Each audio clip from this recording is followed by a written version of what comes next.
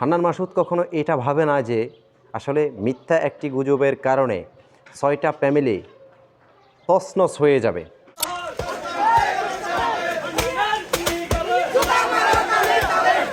চট্টগ্রাম বিভাগীয় সাংগঠনিক সম্পাদক মাহবুবের রহমান শামীম আসলে কি জিনিস, এটা আমাদের বুঝতে আরও সময় লাগবে।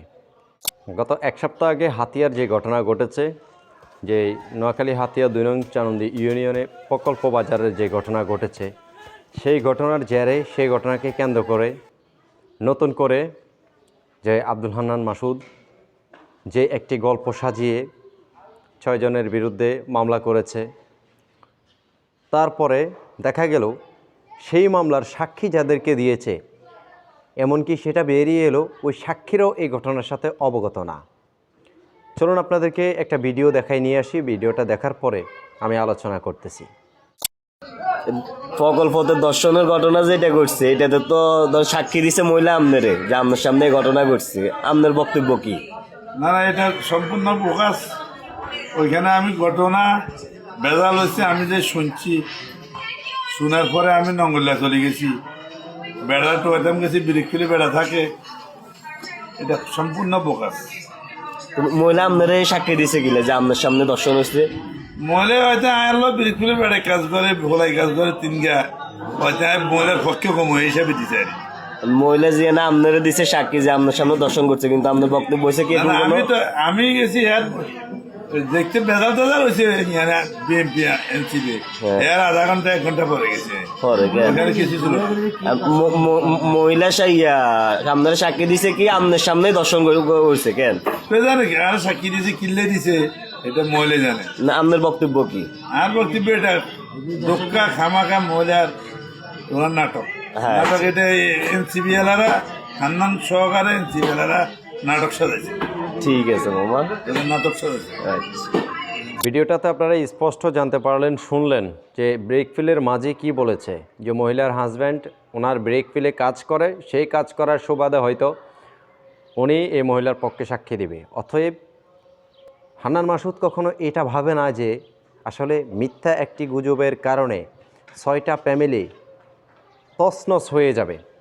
এমনকি এটা একটা রাষ্ট্রের অত্যন্ত সেন্সিটিভ একটা মামলা, যেটা নিয়ে আসলে খেলা করা উচিত নয়। তো হাতিয়ার মানুষ এই নির্বাচনের পরে, নবনির্বাচিত আব্দুল হান্নান মাসুদ নির্বাচনের পরে যা কিছু হাতিয়াকে দেখিয়েছে, হাতিয়ার উপর কলঙ্কের দাগ লাগিয়েছে, সেটা থেকে হাতিয়ার মানুষ এখন অনেকেই বলতেছে যে আসলে জীবনে চরম বোকামি করেছি। নোয়াখালী হাতিয়া ৬ আসনের জন্য এমপি পদপ্রার্থী চট্টগ্রাম বিভাগীয় সাংগঠনিক সম্পাদক মাহবুবের রহমান শামীম আসলে কি জিনিস, এটা আমাদের বুঝতে আরও সময় লাগবে। এই মাহবুবের রহমান শামীমকে সবাই বলেছে শামীম সাহেব নির্বাচনের পরে পালিয়ে যাবে, চলে যাবে।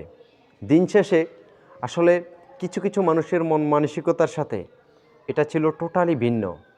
মানুষ ভেবেছে যে আব্দুল হান্নান মাসুদকে যদি নির্বাচিত করি হয়তো হাতিয়াতে শান্তি বয়ে আসবে। এখন শুরু হতে যাচ্ছে তার বিপরীত। মানুষকে যে প্রতিশ্রুতি দিয়েছে বিভিন্ন জায়গায়, যে কাগজপত্র সব কিছু রেডি হয়ে গেছে, এই বরাদ্দ শুধু নির্বাচনের বাকি, এখন আর খোঁজখবর নেই, এই কথাগুলো আমার নয়। এটা যখন মানুষের মুখে আলোচনা শুরু হয় তখনই আমরা এগুলো জানতে পারি, এগুলো আমরা বুঝি বা শুনি, মানুষের মুখ থেকে শুনি, তখন আপনাদের কাছে এই বিষয়গুলো তুলে ধরি। মানুষকে প্রতিশ্রুতি দিয়েছে যে বরাদ্দ হয়ে গেছে, শুধু নির্বাচনের বাকি। বলেছে যে যদি আমাকে ভোট করে নির্বাচিত করেন তাহলে হাতিয়ার উন্নয়ন করব, কাজ করব, কিন্তু মারামারি হানাহানি না। এখন তার বক্তব্যের বিপরীতে কি হচ্ছে হাতিয়াতে, কি হয়েছে, কি হচ্ছে, কি চলমান, এটা আপনাদের বিবেকের উপর ছেড়ে দিলাম। আরও কিছু সময় লাগবে। আপনারা একটা মানুষকে চিনতে, এই মানুষটাকে চিনতে আরও কিছু সময় লাগবে। একটা মানুষকে 2-1 দিনে চেনা যায় না। যেমনটা আপনারা অনেকেই ভেবেছেন যে মাহবুবুর রহমান শামীম সাহেব ভিন্ন রকমের মন মানসিকতার হবে, সে এই হাতিয়ার জন্য কিছু করবে না, এমন কিছুই তো ভাবেছেন, তাই না? তো ভেবে তাকে ধরে নিলাম নির্বাচিত করেন নাই, কিন্তু এখন হাতিয়ার শান্তি কীরকম সেই জিনিসটা আপনারা দেখতেছেন বা ভবিষ্যতে আরও দেখছেন, আরও দেখবেন। তখনই আপনারা জাজমেন্ট করতে পারবেন যে আসলে কে ভালো ছিল, কে খারাপ ছিল।